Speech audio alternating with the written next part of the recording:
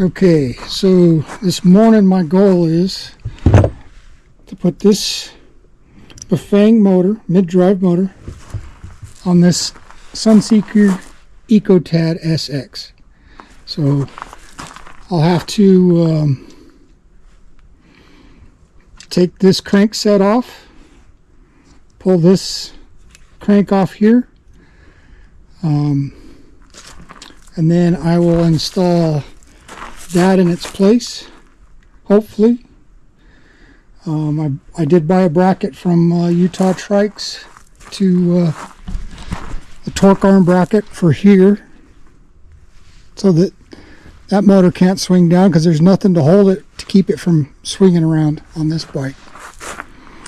I'm not going to show you me taking all this apart, but I will bring you back when I have it further along. All right. Okay, here we are. We've got the Bafang mounted. As you can see, the bracket right here, that's from Utah Trikes. That's to keep the motor from twisting, because there's nothing to hold it from rotating up. I didn't intend this video to be an instructional video on how to do it. More just a proof that it can be done on a Sunseeker EcoTad, which is obvious because Utah Trikes makes the kit for it. I did remove this Bafang motor from a bike that I've already converted to an e-bike.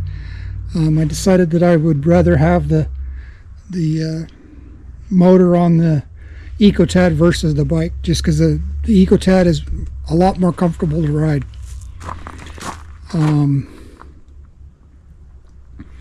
Just some things of note. I had previously purchased the cranks that are 165 millimeters instead of 170.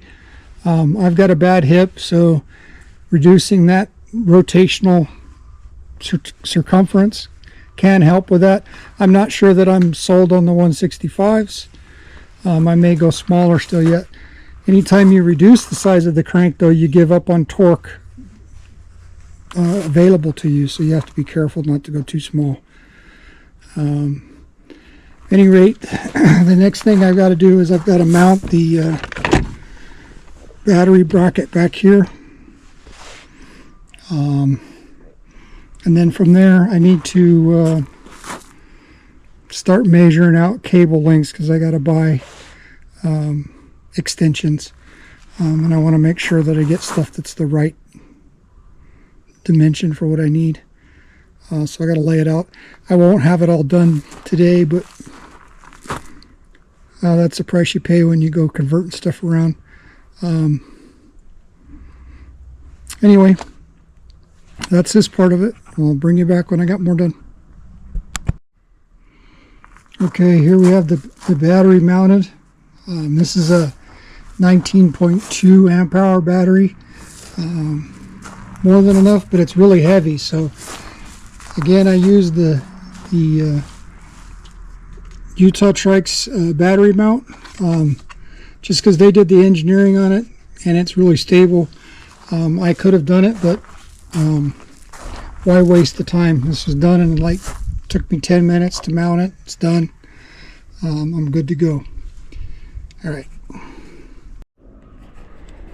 Okay, I have mounted the controls. So I got my thumb throttle here, and I got the computer for the Bafang right there.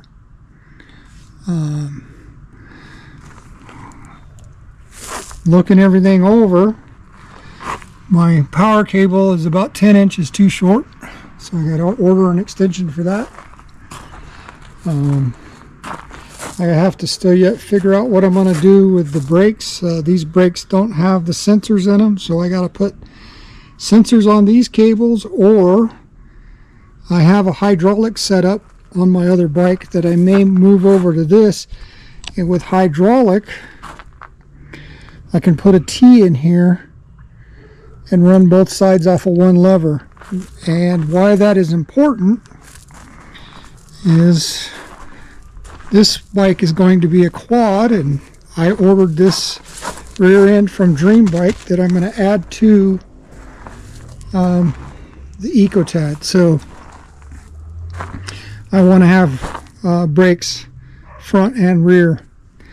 I think the hydraulic is going to work out the easiest to facilitate having brake handles that operate front and rear brakes and have the sensors in them. So that's what I'm going to sit down and do the figuring on tonight, see where I'm at.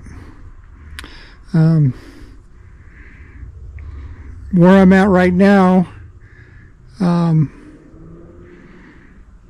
have to build the wheels for the rear, for the rear conversion of the trike to go to quad. So I'm going to put 24-inch rims on that and tires package. So I have to figure out what spoke size I need and then order the spokes in here so I can lace those wheels up. I'm also going to put 24s on the front. So I'm going to take these hubs out, relace them to the 24-inch rims. So I got to order spokes for those as well. And then we'll go from there. Anyway, that's what it is to this point.